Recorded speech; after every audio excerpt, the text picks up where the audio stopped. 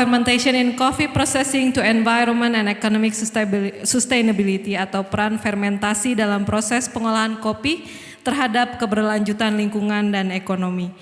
Selamat datang kembali di sesi terakhir sebelum Q&A nanti. Sesi ini kita akan kembali berbagi informasi dan wawasan dengan Lucia.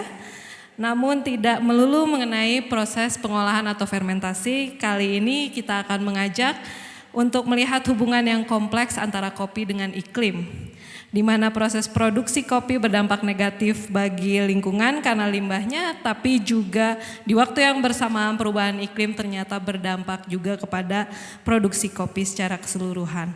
Respon yang terlihat adalah demand kopi berkelanjutan. Apa sih kopi berkelanjutan?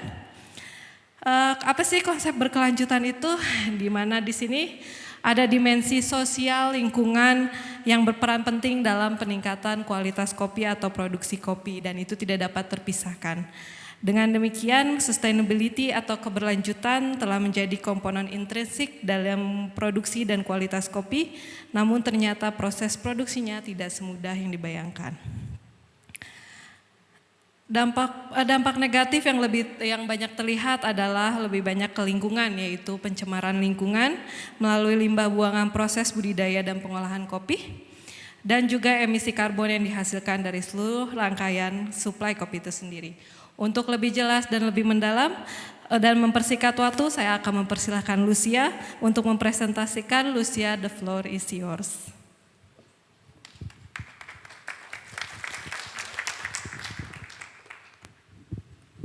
Thank you. Did everybody make it? Are you still awake? I'm like almost there. my body is like, it's midnight, you gotta go to sleep. But again, this topic was really difficult. The environment, fermentation, and you. That's what I called this talk. And if we can go to the first slide. Next. So Andy asked me to speak about fermentation, and then it was, how can proper fermentation practices contribute to the environmental sustainability and economic viability of coffee? So that's you. When I got this assignment, I almost told Andy to cancel the whole thing. It's like, I can't do this. I don't know how to put these two things together, because it also speaks to me to the forward thinking of Indonesia and to the forward thinking of the developing coffee industry here, that I was even asked this question, because most of the time when I'm asked to talk about fermentation, it's just fermentation. So the fact that there was this extra step to say, well, how do we make it sustainable? How do we incorporate this into kind of this language? I was like, I don't think I can do it, because as you'll see, there's a lot of tension between processing and fermentation and the environment. There's almost kind of competing objectives. So next. So we know that this is really important, right? We know that low sustainability is helping contribute to extreme weather. And sorry if that's a little bit difficult to read, but the cultivation of coffee at a worldwide level is highly dependent on weather conditions. Duh, I don't have to tell you this. You know that it's really important when it rains. It's really important when it doesn't rain. It needs to be hot at the right time, dry at the right times. We need water at the right times. Coffee is a very sensitive crop to the environment. And the changing climate is making a hard thing to grow even harder. So we know that this is an issue. And this extreme weather, yes, the whole world is experiencing extreme weather, but the tropical region where we're growing coffee is even more extremely affected by this weather. You get hit harder. Everybody suffers, but this area is suffering more. And the predictions are that it's going to get more intense. The predictions are not good. The predictions don't say, well, it's just a little while and then it'll change. It's just a little while and then things are going to get better. The predictions are, this is a new reality that we have to figure out. So next. And So there's these two ideas. There's economic sustainability and environmental sustainability. And sometimes they're not really the same. So this is a really common cycle. We have low coffee prices, so we don't have money to invest in our farms. So then we can't improve our quality, so we keep having the same coffee prices because it just keeps reflecting. So we're in this very negative downward spiral. And that's a very common kind of landscape. So I want to talk first about economic sustainability, money, prices, and quality, and how that feeds into the environment and weather and all of those other things, because it's hard to talk about them at the same time. They're part of the cycle, they're part of one system, but it's hard to do them at the same time.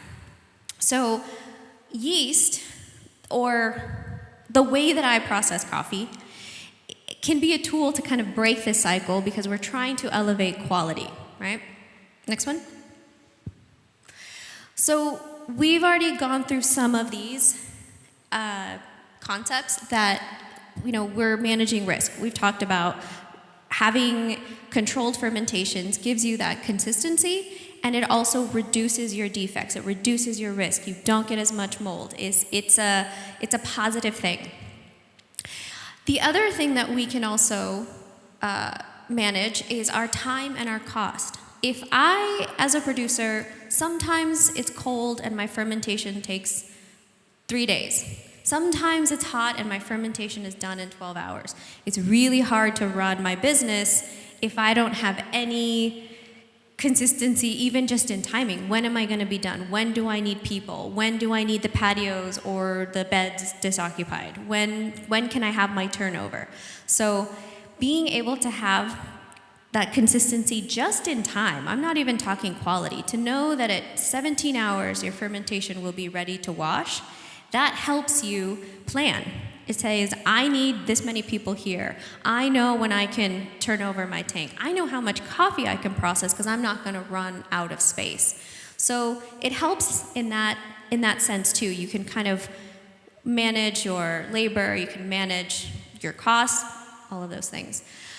And then, of course, quality. And this is something that I think surprises people about my work. Quality for me is like not the most important thing, or flavor is not even the most interesting thing about coffee. I'm more interested in, I think the bigger impact for coffee producers are those other points, that you have consistency of your labor, that you can make choices, you can forecast, you can have that future thinking, and then the nice bonus is that the coffee tastes really good too.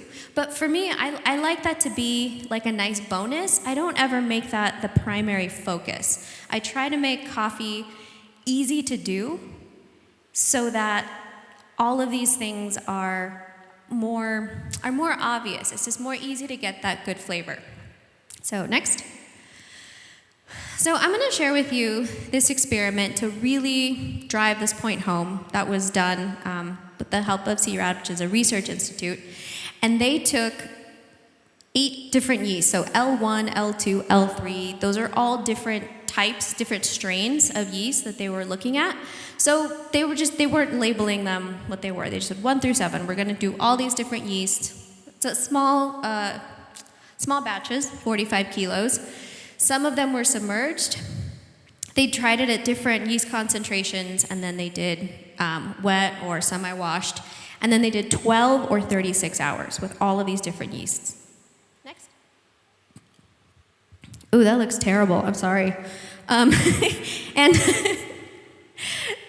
also the top is in French, so you wouldn't even be able to read it. So what this is trying to show is all of the colors are the 7 different yeasts. Okay. And the black one up there, oh, can I get the pointer? That might help. The black one is T. It's the control. It's the normal process. Thank you, Andy. So this T here is the control. And all of these colors are all of the different yeasts and kind of different permutations. And it shows that here, so here's pH. So the samples are getting acidic faster. The pH is dropping faster. The mucilage is being removed faster. So that speaks to efficiency. You have a more efficient fermentation. You're removing the mucilage faster. But this also leads us, less mucilage is higher quality. So let me get back to that. Next. The other thing that they noticed is here's temperature, 20 Celsius, 23, and here is the black one again is the no treatment, it's the control. And all of the colors, and some more than others, but all of the colors had a higher temperature of the fermentation, more energy, there was more activity, more was happening in those tanks than in the tank where there was nothing added. Next. And now we're in Spanish. So puntos is the score, the point. So here we have our T for our control. And here you have all of the different yeasts. And the point is that it doesn't matter which yeast was used. It doesn't matter which one. Doing something was better than doing nothing. And some of them did much better. Some of them were just, 1 point better. Some of them could be a lot better. So I think this is another thing that we can get a little bit confused about. We think yeast is one thing. We think yeast is one kind of topic. But there's so much variety and so much diversity in the yeast. So it's something to keep in mind. There's a lot of personality. There's a lot of preferences in this yeast. Next. So that was 12 hours. So they said, well, what if we do it longer? So if you do 36 hours instead of 12, well, now some do even better than the control. So there is some thinking with more time, you get more intensity. More time, you get more opportunity. But there's definitely a drop-off point. It's not up and to the right. It's not more time forever. It really can go down. And so I personally like to stick to this 36 hours with the inoculation. So if you're not inoculating, that is completely open, who knows?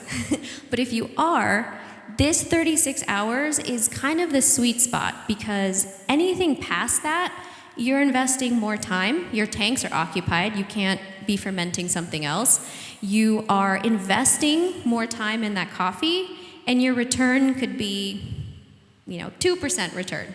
So it's one of those things where the trade-offs stop making as much sense, stop making as much business sense. If maybe you're doing a competition lot, if you're doing something really one-off, then you do want that 1%. You do want that little edge. But for a day-to-day production, I don't think that's necessary. So it's also kind of matching the type of fermentation to your goal. What are you trying to achieve? The other thing I want you guys to notice that I think is very, maybe we don't mention it as much, especially yeast enthusiasts like me, is that this high point is still not that high. It's really, really easy to go from a 78 to an 84 or an 85. It's actually really simple. There's a lot of very basic things you can do to improve your coffee to that point. But to get it higher than that, with just processing, I have not seen anything higher than an 86 with only working on that. Anything above that has to do with your variety, how well nourished your coffee is, your other practices, has to do with the drying. It has to do with all of the other intangible stuff. And I really agree with this concept that we can't make good coffee, we can't make quality coffee if we're not taking care of nature, if nature isn't part of the equation. And I think too much, I'm the processing person, I love processing, but I think we give processing a little too much credit sometimes, or we think it can work magic and do miracles, when processing is important, but it has its place, and we need to remember all of the other things that really make the coffee quality shine. So I think that that's just something to keep in mind, that this upper limit, when you're just adding yeast or you're just doing a certain process, that upper limit is limited. It is not, in my experience, it could be we just haven't discovered that thing yet. So it may be left to discover, but so far I haven't seen much progress above, like I said, that 85, 86. To get that 90-point coffee, you have to do a lot of things right. You have to do a lot of things have to be, done really well. Next.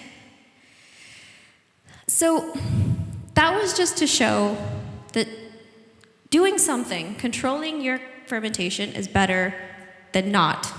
And you can get varying degrees. You can get a little bit better or a lot better. So this was also repeated with Robusta. So that was on Arabica. This was repeated in Robusta in Vietnam. So it was a fewer yeast, little fermentation. They did wet, pulp, natural. And they did, they did the same, 12 hours and 36 hours. So next. Similar trend, where here the black one and the red one are the control wet and the control dry.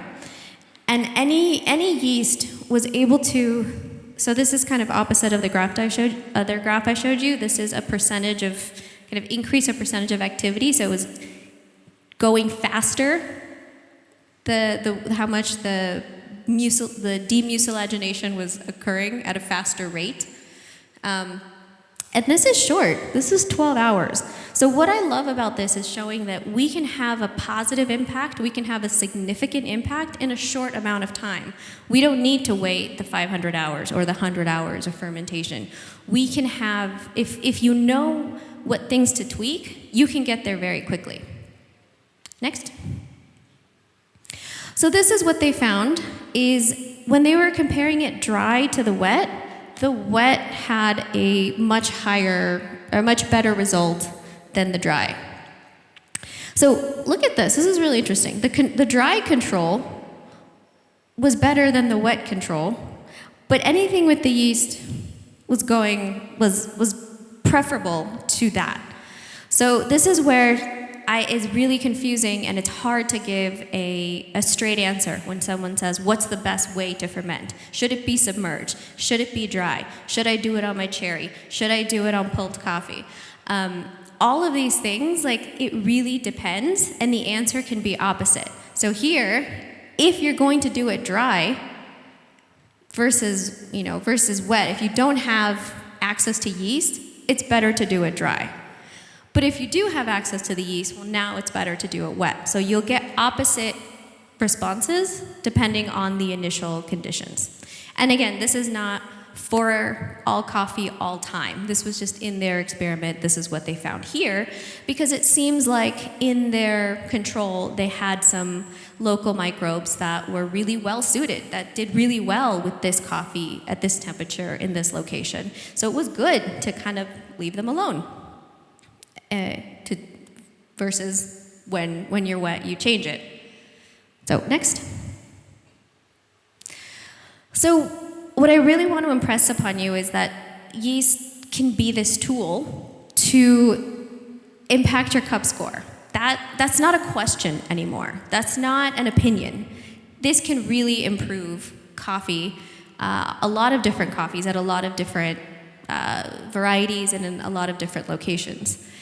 But not all yeasts are created equal, right? So some of them, I've seen some that are they make no difference.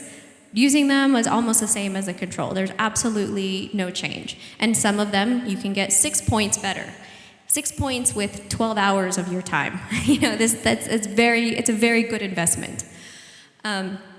But a lot of the times, because we don't know how to talk about yeast, I get a lot of comments that say, oh, I tried yeast and nothing happened. I was like, okay, well, which one and for how long? And it's not enough to say I did it one time and I got this result, because it could have been poorly matched. It could have been, maybe it should have been dry, but you did it submerged. Maybe that yeast did better in a different condition.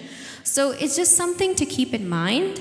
My goal isn't necessarily to give you answers as much as help you ask the right questions, help you think about what could be missing. How can we talk about this? Because it's very, very complex. So next.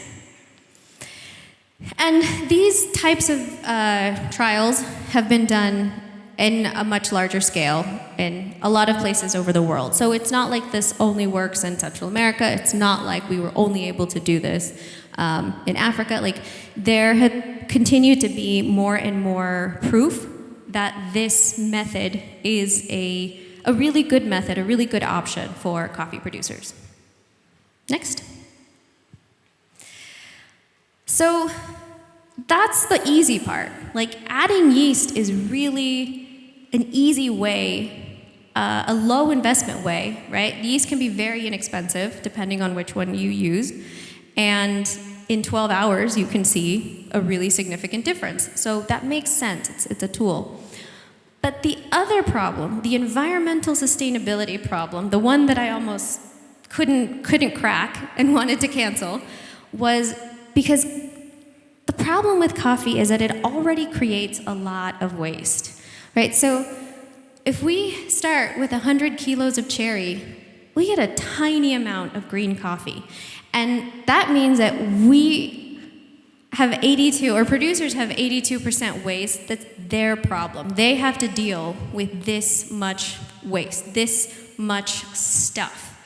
And so sustainability then moves less from like a marketing thing, like a thing we'd like to be able to use to sell our coffee, to say, you know, this is a nice thing that we're doing, and it becomes a very real problem of this is something that we need to address in our own places.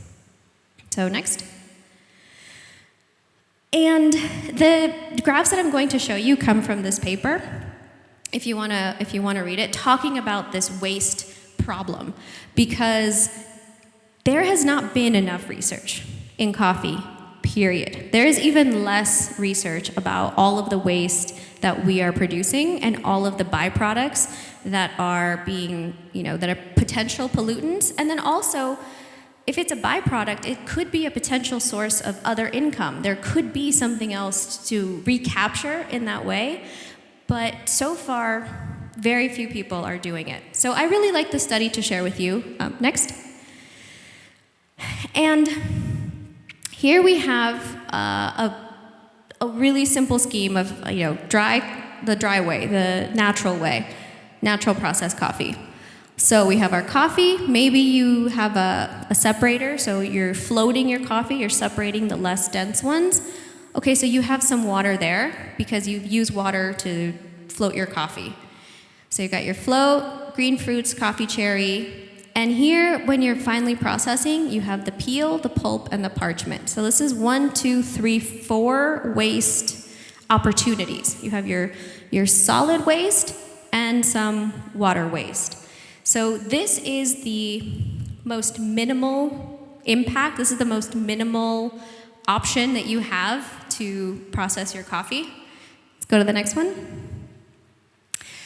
If you're going to do wet or semi-wet, so you still have the same. You have your washing water, and then you're pulping. So now you have your pulping water. And then you either have your fermentation water, your mucilage, and then you still have your pulp and your parchment. So now we have 1, 2, 3, 4 ways to be polluting. So we've gone from one pollution water and our solid, and now we've created 4 times more water, 4 times more pollution, 4 times more waste that we have to deal with, 4 times a bigger problem. So let's go to the next one.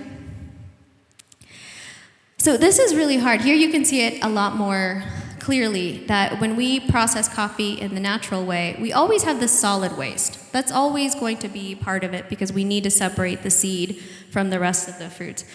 But when we're processing wet, in a fermentation way, the way that I'm talking about, the way that in 12 hours you can get 6 points better, you have 4 times your waste output. So this is where I had a really hard time saying, okay, we want to improve our cup score because the financial sustainability is the most important part. If we don't fix our quality, then we can't get better prices, to invest in our farms, to have better practices, to have better quality, and go up. So we need to improve our quality, but when we do that, when we move to this method, you're creating so much more pollution. And the pollution and the waste is what's contributing to the climate change, which is contributing to these hard conditions for coffee producers. So it just kind of seems like an impossible problem. It's like you do one thing, and then you have all of these consequences. So next. And this is another thing that was really surprising to me. It was very surprising to see how much emissions actually comes from our end, from the producing end. So more emissions, 55%, this is cultivation and processing, it got cut off. Cultivation and processing accounts for most of the carbon emissions, and then we have transportation and consumption, and this does not include wastewater. This is a study that they've been doing before they've even calculated how much wastewater we're polluting into our rivers and into our streams. So the situation is a little bit worse than this, of how much pollution is coming from the producing part of the coffee chain. So this is, at first, very bad news, because we want to be, well, let's go to the next one. I want to take a pause from that and sort of explain, well, how does that work? Because I think some people will be surprised because they think, but we're growing the trees. We're growing the trees, we're sequestering carbon, we're doing the positive things, right? So that's true. That's true to a certain extent. We do have the trees, and so we have our photosynthesis. You can see here where the trees are capturing carbon, they're storing it in the soil, and we need that as part of the carbon balance. So this is incredibly important. We're pulling carbon out of the atmosphere. So we're definitely contributing in that sense with our coffee farms. Let's go to the next one. But there's that other part of the cycle. So photosynthesis is capturing, and then when we're processing, we're decomposing, we're re-releasing, we're getting all of those emissions out, and we're contributing to this cycle. And again, it needs to be a balance of sequestering carbon and then releasing some of it. And the problem so far is conventional coffee, traditional coffee, coffee that's grown most of the world, except in classic beans. Everybody else has a really bad balance. Everybody else is in the deficit. And it's very hard if you're not paying attention. You don't accidentally become, carbon neutral, or you don't accidentally just have all of this kind of credit. It takes a lot of work, and most of the time, producers that I've seen and that I've worked with are very stretched. They don't have a lot of the resources to put into these things. They're not trying to pollute. Nobody's trying to do a bad thing. You just have so much on your plate, or you don't know where to start, or you don't have the information to know, what's going on. So I just want to share that this positive cycle doesn't happen on accident, and it doesn't happen by default. It happens by a lot of work and paying attention to what we're doing. So this is the little part that I just wanted to say that I was having a hard time kind of squaring with. Coffee processing releases more emissions, it creates more waste, and the way that I like to process coffee creates even more waste than some of the other options that are available. So I was like, oh, this is really hard. So what do we do? Let's go to the next one. So this is part of the cycle, the other cycle that I was mentioning, where climate change accelerates and we have more difficult conditions, okay? So difficult conditions for coffee growers, we get bad weather, so we have low yields, so maybe we need to replant. So now we're cutting down our trees more quickly and releasing even more carbon. If we have more pests, then we need to potentially, apply more fertilizer, apply more shade, putting more inputs, and a lot of times for those yields, cutting down more shade so that you get those yields to make up for this really bad weather. But all of that creates more emissions, which affects the tropical area more. So you see this cycle, you're trying to get out of it by doing more, and you're just making the problem worse. We're just contributing to the thing that we're trying to avoid. And this is really hard to figure out how to get out of it, because it's also a habit. Okay, we do this, we need higher yields, let's plant higher yielding varieties, or let's cut down our shade, or let's apply more fertilizer. And we don't see how that's fitting into the bigger picture. So next.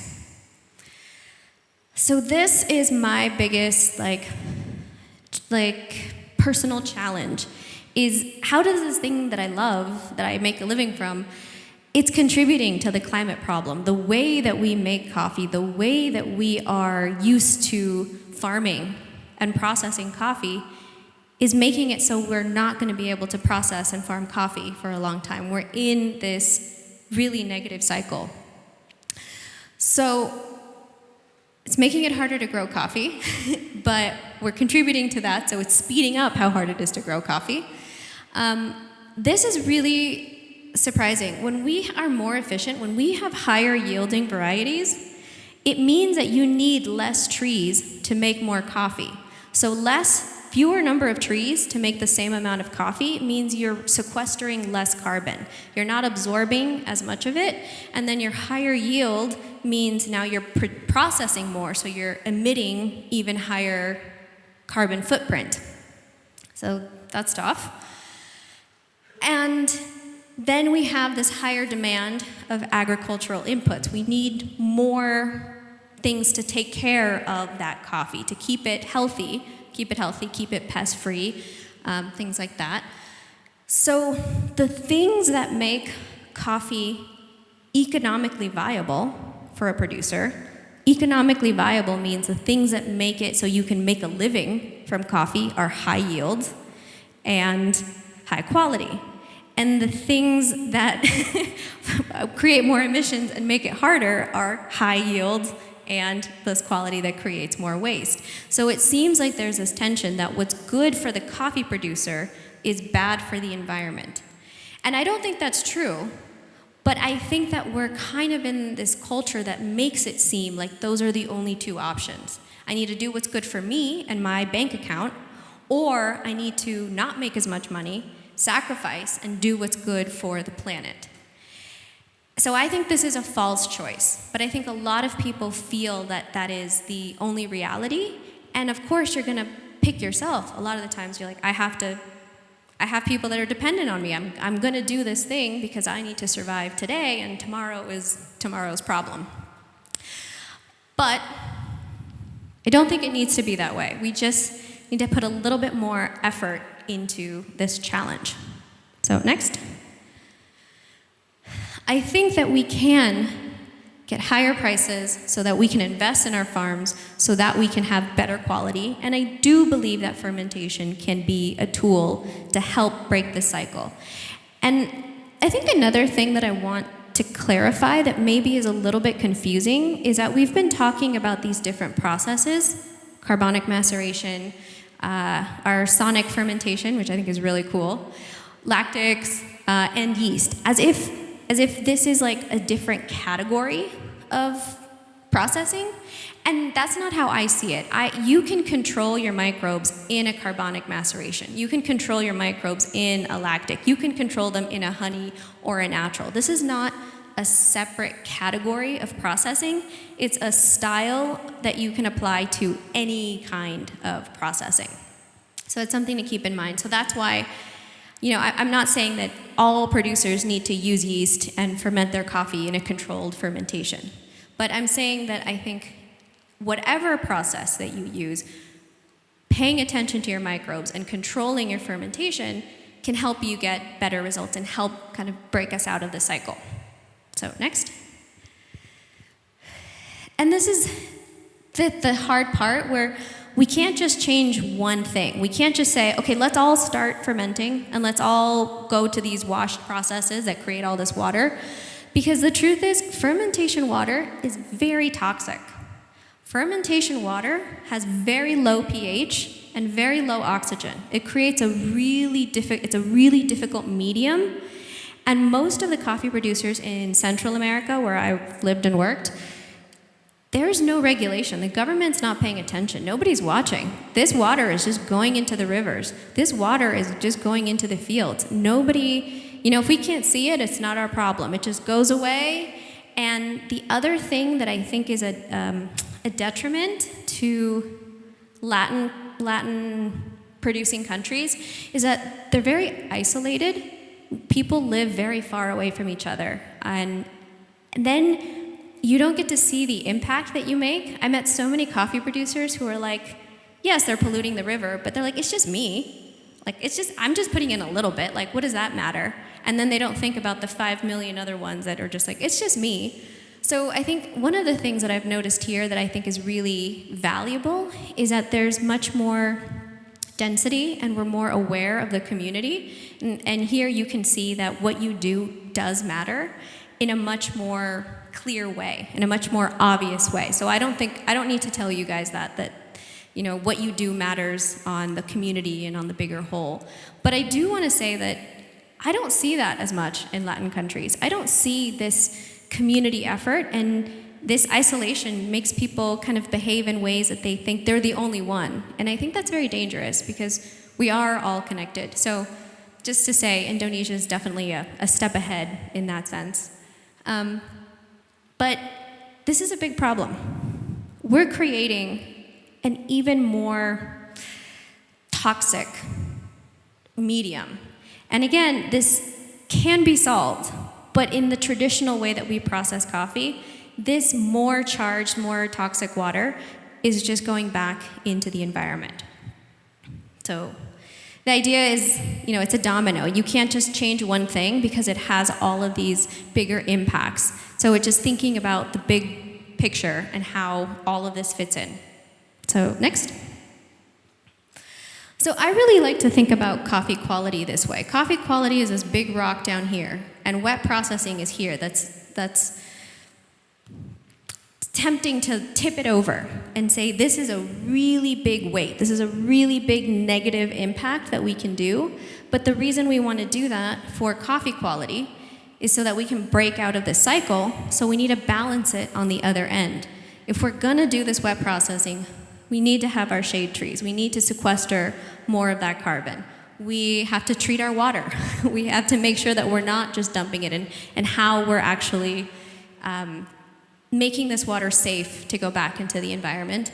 And then, of course, biodiversity. Biodiversity in terms of our the other crops that are growing there, not just coffee, not having a monoculture, monocrop. And then this diversity of pollinators, having much more life in your farm. So I think it's possible, but a lot of the times I see so much focus on processing, so much focus on how do we have these cool sounding, new things that we can put on coffee labels. And I don't see as much effort or as much acknowledgement in saying, well, if we're going to do that, we have to do the other stuff too, because it's not all positive. It's not all, higher cup scores and more money, and I don't have to worry about anything else. Next. So this idea of, shade trees, this is a farm in Brazil that I worked at, and you can see how little, there's two trees. This is one in Guatemala, and we know this. Science can tell us how much carbon we're sequestering. This is not a feeling. This doesn't have to just be like an idea of, well, I think biodiversity is good, or I think more trees are better. We can know that when you have a full sun farm, you're sequestering about 14.1 tons of carbon per hectare in this ecosystem. And when you have a lot of shade trees, when you have this diversity, we can get up to 32. I've seen some papers that say, 46 tons per hectare. So this balance is very measurable, it's very real, and it's very easy to, do some math. Like, there is science and math that can help us kind of solve this problem and to make sure, am I on the positive side or am I still on my negative balance? So this doesn't have to be so touchy-feely. Like, we can know these things for certain. Next.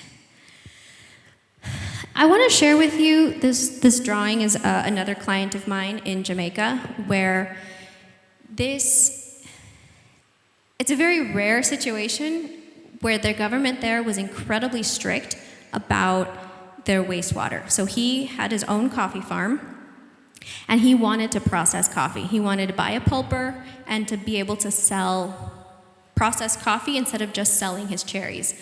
But the government wouldn't allow him to process his own coffee until he proved that he had a wastewater treatment system. So until he had this installed and it was working, he wasn't allowed to even touch his own coffee, which is very rare, and it can sound kind of, it was surprising to me. I was like, well, it's your land and it's your coffee. You should be able to do whatever you want with your coffee. But there was more forward thinking of saying, well, when we do that, then we leave all of this opportunity for pollution.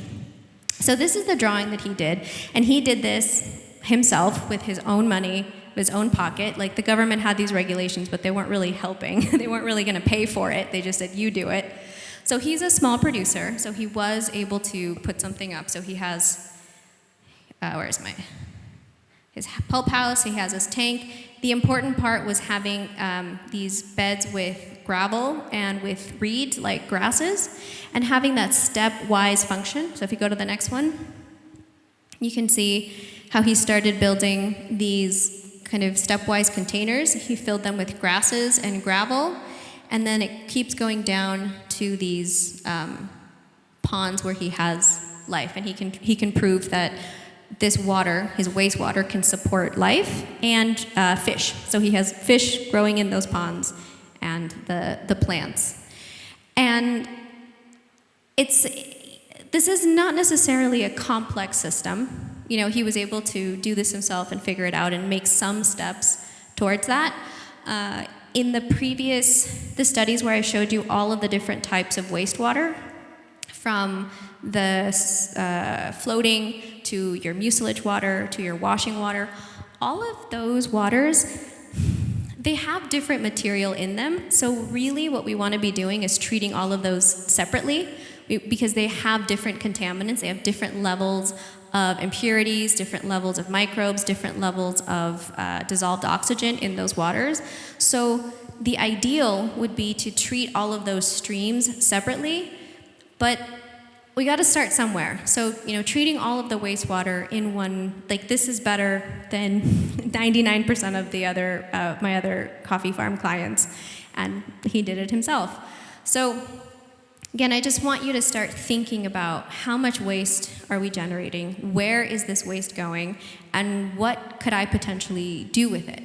Because a lot of the research that I've seen that's coming out is looking at this 82% waste. What else can we do with those other products? So you've probably seen like the cascara flour, or the cups, or some other, I've seen some shoes, like some coffee shoes made of like coffee waste, like the parchment. Like, there's a lot of innovation in like how do we use these other products in other ways. But I don't think enough. I would really like to see more of that. And I see that being benefited most by other agents in the coffee chain. People are just kind of taking the producer's waste and making something else with it. And I haven't seen too many like producer-led projects where the producer is benefiting from their own waste. So I'm hoping to see more of that. Next. So this is really just what I wanted to share with you. Like I said, this was a challenging presentation to put together because it's not something that I'm asked about often, and it really challenges a lot of what I do in coffee. It challenges a lot of what I want to happen, but it's a really important conversation because sustainability is everybody's problem. It's not, we all live here, so it's not just the producers who are making the waste and the consumers who are pushing for, you know, having our cups of coffee. We all have to take some active role in what we're producing and what we're making. And the good news is that coffee producers have a larger influence on the environment because it's the source of a lot of this potential pollution. It's also the solution. It's also the easiest place to make an impact. It's the easiest place to be better is at closest to the source. So sometimes you feel like, well, that's kind of bad news. I'm responsible for 55% of the waste. But it's also the good news because it's like I am the most appropriate person to make a change. I'm the most appropriate person to start to deal with this issue. And when we have, good practices, it's helping get us out of this negative cycle of extreme conditions and lots of difficulties and low quality and not having that investment. So we're trying to just bust that. And so I hope that this sparked a lot of ideas for you guys. I hope that you're thinking a little bit more about where our coffee's going. And I don't know, I wonder if that was surprising that this yeast process is actually producing so much of this toxic water that if we're not dealing with it, can be a waste. I think a lot of people haven't really squared or haven't really reconciled that part of higher quality coffee, that a lot of times this higher quality coffee comes at a price for our environment. So that's all I have for you. Thank you guys so much.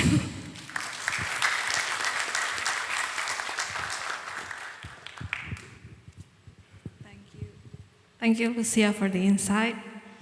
Jadi fermentasi hanya satu bagian dari proses yang lebih panjang, namun tujuannya adalah untuk keluar dari siklus negatif yang tadi disampaikan oleh Lucia, sehingga kita dapat keluar dari beban volatilitas dari kopi. Ya, dengan begini kita ketemu dengan akhir dari sesi keempat ini, dan untuk selanjutnya pesan saya aja dari keempat sesi ini adalah ada banyak alasan untuk menyukai kopi dan ada banyak kebaikan yang datang dari produksi kopi itu tersebut.